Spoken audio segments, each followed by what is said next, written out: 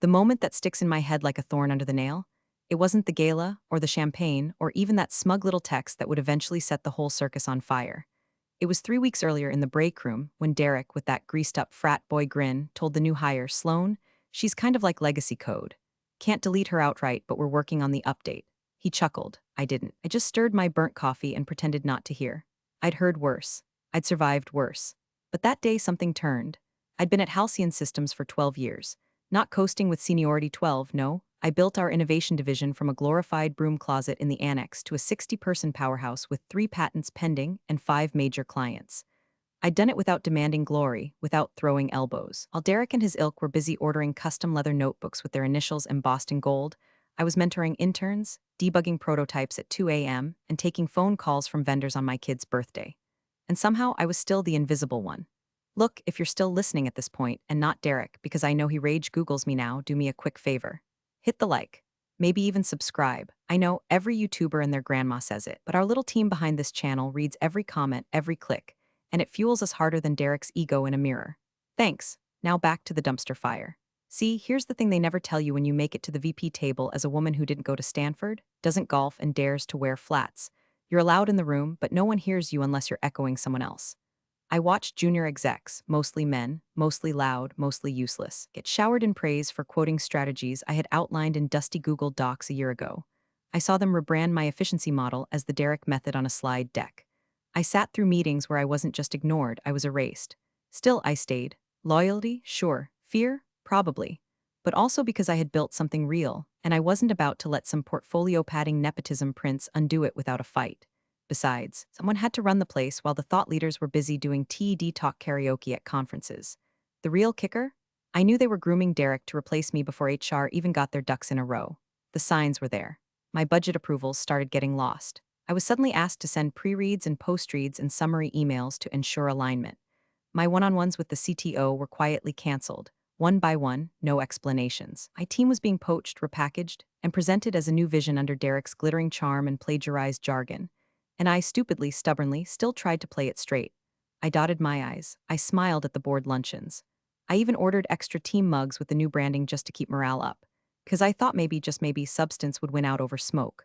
But the longer I played nice, the more I felt it, this slow, quiet drowning. Like they were piling sandbags on my shoulders, one strategic realignment at a time. Until that day in the break room. That day, I stopped being loyal. I stopped playing fair. I started taking notes, because if I was going down, I sure as hell wasn't going quietly.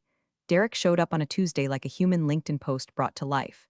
Tan blazer, no socks, some overpriced loafers that looked allergic to work. Introduced himself at the staff meeting with a laugh that said, I've never been told no, and PowerPoint slides with more gradients than substance. Think of me as a catalyst, he said, like that was a compliment and not a warning flare. I'm here to unlock the latent power of Halcyon's most underleveraged assets. Spoiler, that was me. I was the underleveraged asset. Within 48 hours, he'd parked himself in my war room, the one with 12 years of post-its, prototypes, and pizza boxes I'd called the Innovation Cave. He slapped his laptop on my table and said, let's co-lead the Q3 tech initiative. The board wants a tighter feedback loop. Translation, I'm taking your project. You're gonna smile while I do it. No one questioned it, not out loud. Because Derek had the golden pedigree. MBA from somewhere that rhymed with Yale. A stint at a startup that got acquired purely for its mailing list. Most importantly, he married the daughter of John Everstone, who just so happened to be the loudest voice on our board. No conflict of interest there, right? The slide deck I'd been refining for 6 months, every schematic, every diagram, every client insight I'd spent weekends developing, started showing up in Derek's weekly alignment briefs, just with different fonts and a lot more white space. When I pointed it out to my boss, she shrugged. It's just branding. He's a big picture guy, sure, and I'm the janitor apparently. He started changing names on the project folders. Just to streamline ownership, he said, fingers tapping like a drum solo on Red Bull. My name was gone by Friday. By Monday, he was holding stakeholder syncs without inviting me. One of my junior engineers texted me, confused, are we supposed to be reporting to Derek now? I replied with a thumbs up and then deleted the message, because now I was documenting everything.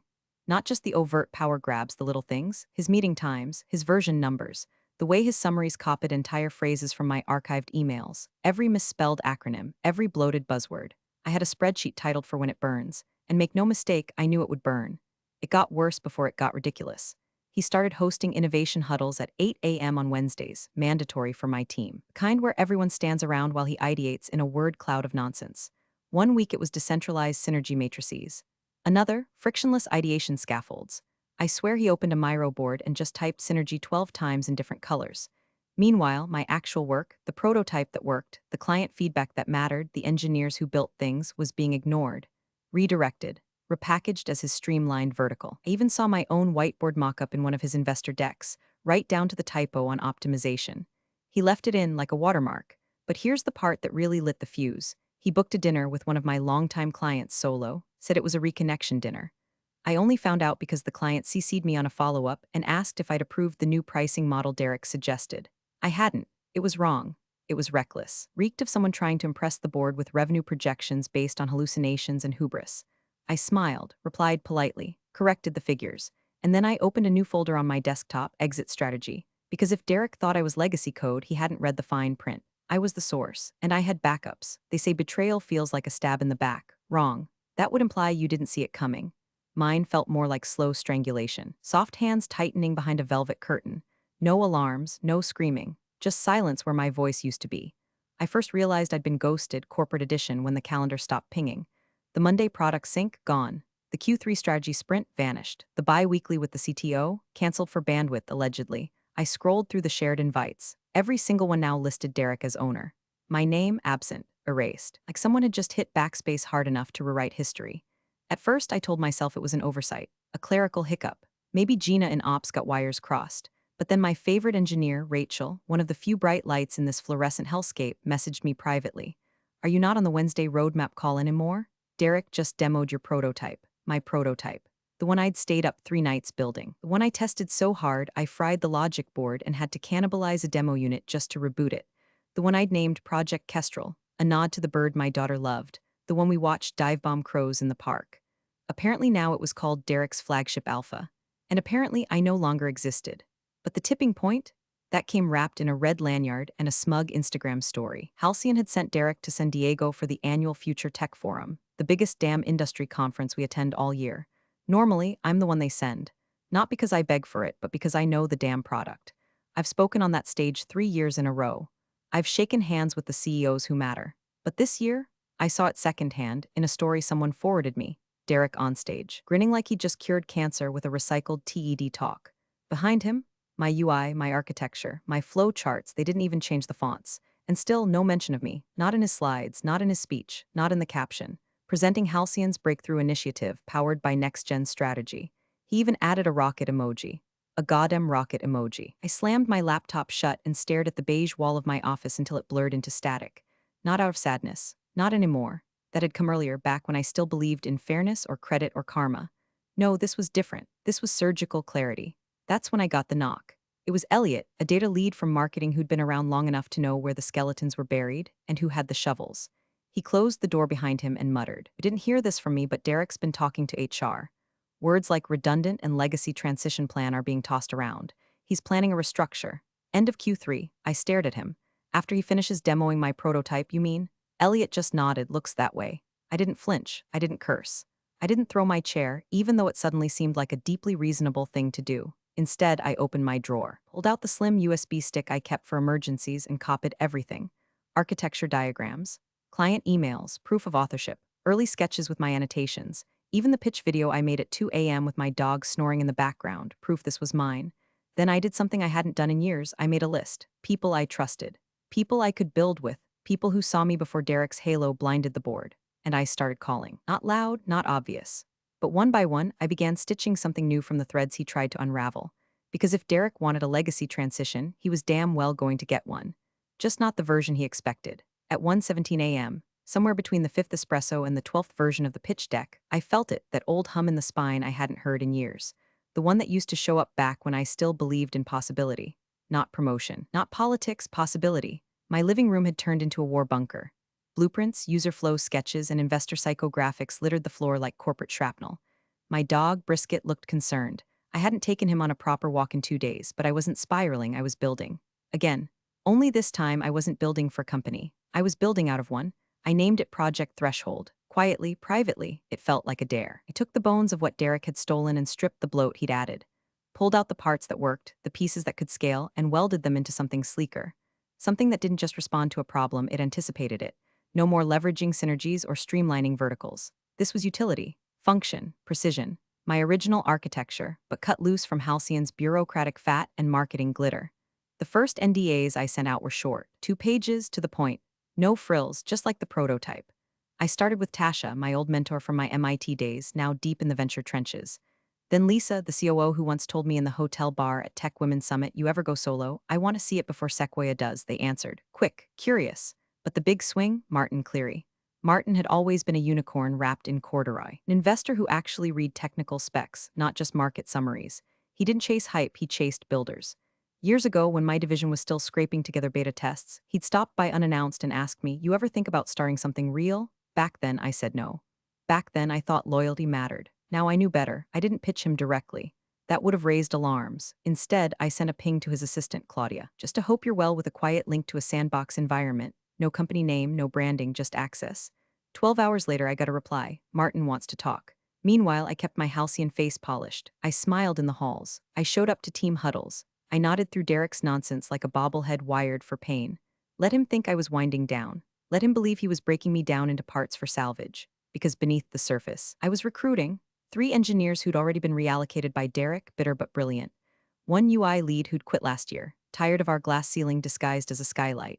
A cloud security architect from a partner firm who owed me a favor. A big one. We met in coffee shops, on encrypted calls. One time, in a bowling alley during league night, because nothing says stealth like standing between 2 guys named Carl arguing about wrist angles. Every meeting ended the same way, with a soft laugh, a raised brow, and a quiet, "You in?" They all were. I wasn't just leaving Halcyon, I was extracting its soul. The more Derek paraded around with his borrowed slides and AI-generated jargon, the more oxygen I had to build freely in his shadow. He was so busy polishing his fraudulence. He didn't see me turning the lights out behind him. Each night I worked felt like reclaiming something they tried to take. Each line of code typed without his oversight felt like breathing again. I wasn't tired anymore. I was electric, ready, and most dangerous of all, I was done waiting for permission. The gala loomed like a guillotine wrapped in satin napkins and fake smiles. Derek was practically vibrating with anticipation, gliding through the office like some botoxed prophet, talking about legacy transitions and the vision we'll unveil at the gala. He held court in the break room, name-dropping journalists who'd confirmed their attendance and casually mentioning he'd hired a freelance videographer to capture the moment for his professional reel. Professional reel. Like this was his damn wedding. I kept my smile glued on and my resignation letter saved in drafts. I didn't need to send it, not yet, because I wasn't going to walk. I was going to detonate. At all hands, Derek unveiled the new gala theme, Forging Forward, Halcyon's next evolution. It had the hollow clang of a middle manager trying to sound epic. He clicked through slides packed with my work, each stripped of its context like organs harvested for transplant. In one, I spotted the original wireframe from my prototype. He'd slapped a new name on it, Project Torchlight, and called it our most visionary initiative to date. I fought the urge to laugh out loud. Torchlight? The man couldn't debug a sandwich. My team glanced at me during the meeting. I offered them a shrug, nothing performative, just enough to say, let him have his pageantry. He won't own the ending. Back in my office, I shut the door, pulled up my inbox, and reread the note from Claudia, Martin Cleary's assistant. Martin will be attending the gala, bringing 2 associates who would love to hear more about what you showed him. No fanfare, just that, but I felt the gravity shift. The tightrope was shortening. Martin didn't show up unless he wanted to see something, not hear about it, not speculate, see it. The next 3 days were a blur of polish and preparation. I wasn't fixing the pitch, it was airtight, but I needed the moment to land. Because if you're going to go out, you don't tiptoe, you tear the damn rug out. I dug through old files and pulled the original documentation. Timestamped drafts, archived emails, devlogs with my name etched into the metadata. Just in case Derek tried to claim collaborative authorship once the fallout began, there'd be no ambiguity, no wiggle room. I slipped it all onto a backup drive, encrypted and stashed in my clutch. Just another accessory, just another night. The day of the gala. I sat in the hotel suite Halcyon had booked for us and watched Derek pose for pre-event photos in front of the branded step and repeat like he was accepting an Oscar. His suit probably cost more than my rent. I wondered briefly if he knew what night it was. Really knew, because I did. The media was here, the investors, the board. The next big thing was about to be presented. All eyes were on him, and yet, all I felt was stillness. Calm. Kind of quiet that comes before a storm, or right after you cut the wire and wait to see if the bomb ticks down or goes dark. I looked in the mirror and fixed a strand of hair. My dress, a deep navy column, no frills, looked exactly like something you'd wear to an execution. Which, frankly, it was. One last check of my phone. Claudia had messaged again, "We'll be seated near the stage." Perfect. I slid the drive into my clutch, picked up my wine-red lipstick, and painted on a smile sharp enough to slice tendons. Tonight wasn't for survival. Tonight was for reclamation. Derek had spent months stealing the stage. I was about to set it on fire. The ballroom was all glitter and pretense. Chandeliers clung to the ceiling like desperate debutantes, casting golden light over a crowd of clinking glasses and forced laughter. A jazz quartet played something vaguely expensive near the Rosado station, and everywhere I turned, someone was toasting to a new era. Derek worked the room like a politician in heat. I watched him air-kiss a board member's wife, slap backs with two VCs I'd introduced to the company years ago, and toss out phrases like disruptive scalability with the reckless abandon of a man who'd never written a single line of code in his life. He spotted me near the bar and zeroed in, grinning like he was about to offer me a timeshare. "Sloan," he drawled, straightening his cufflinks in that way guys do when they're about to drop something shitty disguised as professional. "Can you believe this turnout? I mean, just imagine if you'd been able to scale Torchlight this well back when it was yours." I smiled with my teeth, not my eyes. Hard to scale something when half your funding's being siphoned into yacht lunches and branded hashtags. He laughed, but it faltered just a hair too quickly. He leaned in, voice low and performatively sympathetic. "Look, I know this year's been transitional, but we're all team players, right? Let's just make tonight about celebration. One last dance, so to speak. One last dance." He walked away before I could reply, already floating toward another donor with a handshake locked and loaded. I downed my champagne in one long, silent swallow. Dinner was sea base with a saffron reduction and betrayal in the air. By the time the waiter placed the dessert menus on the table, some ironic deconstructed tiramisu, I knew it was coming. And sure enough, it did. My phone buzzed. "Derek, just 2 words and an emoji. Fired equals will announce after dessert." I stared at it for 3 full seconds. Not because I was surprised, please. Derek telegraphs his punches like a toddler in a Batman costume. No, I was savoring it, committing it to memory. The exact moment the fuse hit the powder. I didn't show the text to anyone. I didn't gasp or bolt upright or drop my fork in a dramatic clatter. Instead, I locked the screen, slipped the phone back into my clutch, and took a slow sip of the fresh champagne the waiter had just poured. Then I glanced at the program folded beside my plate. There it was, tucked between Lifetime Achievement Award and closing remarks. Team tribute presented by Sloan Harper. I rose slowly, adjusted my clutch, smoothed my dress, walked toward the stage like I was headed to a piano recital and not a public execution. The crowd clapped politely, most of them too drunk or self-absorbed to register anything out of place. I stepped into the light, took the mic, and smiled at a sea of faces that had never really seen me. From the corner of my eye, I caught Derek laughing at something. Probably assumed I'd still read the script, still play the good soldier, and maybe I would have once. But not tonight. Tonight, I wasn't here to read a tribute. I was here to write the ending. I adjusted the microphone with a poise that felt eerily automatic, like muscle memory from all those years doing everyone else's talking points. A hush fell, the kind that happens just before people expect to be mildly moved and completely bored. I scanned the crowd. Sequins, bodies, champagne flutes balanced like afterthoughts. The same people who'd smiled past me in elevators for years. Tonight, they'd listen. I began as expected. I'd like to take a moment to acknowledge the brilliant minds who have made this year's projects possible. I listed names, my people. Engineers who got no press coverage, designers who built the UI from scratch while Derek smoothed his hair and gave Tex-level drivel to press interns. I gave them all their flowers, one by one. I watched Derek's mouth tighten from across the room as I skipped his name. Deliberate, surgical. I paused, letting the final name hang in the air. Then I glanced down at the little cue card that was supposed to wrap my speech with inspirational unity. Instead, I slid it into my clutch and replaced it with my phone. Before we close, I said, "Eyes up, tone even, I received a message just now. May I read it to you all?" There was a soft murmur, the polite kind. Confusion wrapped in curiosity. I tapped the screen, opened the message, and held it up just long enough to let the timestamp glow like an omen. Fired equals, will announce after dessert." It echoed. The words cut the air like a scalpel, clean, cruel, irrevocable. Gasps. Someone near the front dropped their fork. Across the room, a reporter from Tech Next lowered her glass and immediately grabbed her phone. The CTO leaned forward, glasses slipping down his nose. A woman in the back muttered, "Holy shit." I didn't flinch. I didn't blink. I just smiled, calm as a scalpel in a sterile room. I assume I said, still holding the mic like a steady hand in surgery, that this was meant for after the moose. But since we're all here and I was graciously given the stage, I thought transparency might be appropriate. Derek stood now, half out of his chair, unsure whether to sit back down or charge the stage. I watched his face cycle through disbelief, rage, panic, like a Wi-Fi signal flickering between failed connections. I continued, voice unwavering. This message wasn't surprising, but it was telling. After 12 years, after building a division from scratch, after mentoring teams and delivering growth quarter after quarter, I'm informed of my termination during dinner. by text, with an emoji. I let that word settle, emoji, like a stain spreading on white linen. I scanned the room again. More eyes were on me now than in all my years at Halcyon combined.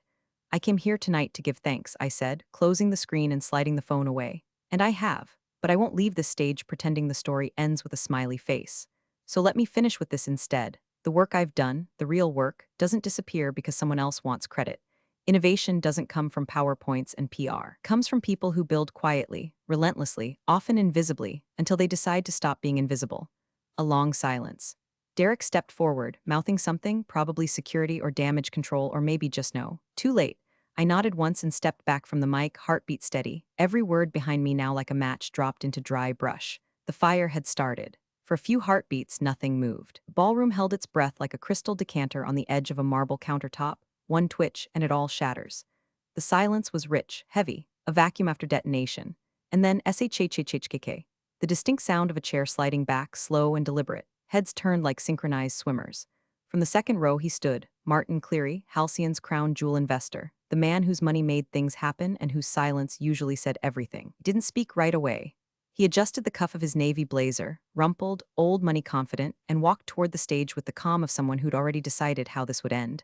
No rush, no drama, just inevitability. Derek froze mid-stride, mouth half open, one hand out as if he could somehow plug the hole I'd just blown in his Titanic.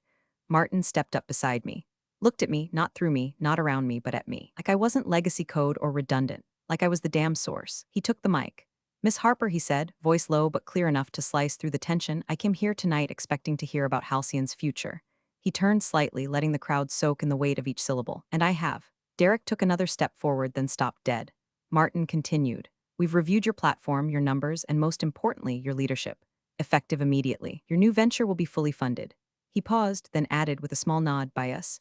You could feel the room snap, like a pane of glass finally giving way. Cameras went wild. Flashes popped like paparazzi at a royal scandal. Somewhere, a champagne flute shattered against tile. Reporters elbowed toward the front of the stage. I caught one whispering into a mic. Martin Cleary Back's ex-Halcyon VP in live coupe Derek looked like he'd swallowed a mouthful of wasps. He sputtered something. "This is a mistake. She's not cleared. This isn't how we do." But no one was listening to Derek anymore. The board chair dropped her napkin like it had caught fire. The CTO leaned back, clearly recalculating every future he thought he understood. The marketing director stared into the middle distance like someone who just realized their golden boy was made of tinfoil and delusion. Martin handed the mic back to me without fanfare. No grand speech, no dig at Halcyon. Just a gesture. "We see you, we chose you." I didn't say anything. I didn't need to. The stage belonged to me now, not because I fought for it, but because I earned it, and someone with power finally stood up and said it out loud. Derek was frozen at the foot of the steps, one shoe awkwardly turned like he didn't know whether to run or demand a hug. I looked at him, really looked. Not with anger, not even pity, just a quiet, clinical certainty. This was his moment to realize he'd been playing checkers in a chess match, and I was already on my final move. The applause hit like a wave, polite at first, then rolling into a thunderclap of release, disbelief, maybe even joy. Some clapped out of shock, some out of solidarity. Some because they knew what they'd just witnessed. Not a speech, not a scene, but a shift, a tectonic one. I stepped down from the stage, heels silent on the carpet, the mic still warm in my hand. For the first time in years, I wasn't walking back to my seat, I was walking out. Not demoted, not escorted, not ushered off stage with a PR-crafted press release. No, I was chosen. Derek lunged in behind me like a poorly trained retriever, whisper shouting my name as if we were still co-workers and not battlefield remains. "Sloan, wait, I think this has gotten out of. This isn't what you're doing is." Martin Cleary didn't even slow down. He brushed past Derek with the same indifference you'd give a kiosk worker offering cologne samples. Two other investors followed close behind, one of them already on a call, saying yes, the Harper pitch deck. Get it in front of due diligence before lunch. As I moved through the ballroom, heads turned, not away, not past me to me. Women raised their glasses. A few staffers gave discreet nods, the kind you only give to someone who finally did the thing you'd been dreaming about while staring at beige cubicle walls. The board sat frozen, half in chairs, half in shame, blinking like deer in the crash lights of a truth they'd helped ignore. The doors opened. I walked through them without looking back. By noon the next day, the headlines were biblical. Harper hijacks Halcyon Gala with investor backing innovation coup. Derek Monroe placed on leave after live firing backfires. Cleary Group funds breakaway venture, led by ex-VP Sloan Harper tech bloggers, were calling it the slide deck decapitation. Even the Wall Street Journal ran a piece with the subhead. They sent her a smiley face. She sent them packing. Halcyon PR went into full damage control. The official statement called it a strategic personnel reshuffle that had been regrettably miscommunicated. Sure, and my dog's a senior project manager. Derek was placed on temporary leave pending internal review, which everyone knew meant we're finding a legal way to fire you without him tweeting screenshots. By nightfall, my LinkedIn was a war zone of connection requests and thinly veiled job offers. My inbox, 43 meeting invites, 3 term sheets, 1 invite to keynote at an AI summit in Zurich, all in 24 hours. I sat in my apartment, barefoot on the hardwood, dress unzipped halfway, watching the city lights buzz beyond the window like they knew. Brisket, still confused by all the extra walking this week, slept with one paw over his eyes. I uncorked a bottle of wine I'd been saving for some milestone I'd recognize when it came. I took the first sip, then opened my laptop, not to work, just to watch the numbers roll in, the faces change, the tone shift in every email from people who once couldn't remember my name. But it wasn't ego, it was peace, because the game had never been rigged. I'd just been playing theirs, and now I was building my own. Thanks for watching, you cubicle warriors. Hit that subscribe button. Unless you're my old boss, then you're on your own. Revenge of the coffee pot strikes again.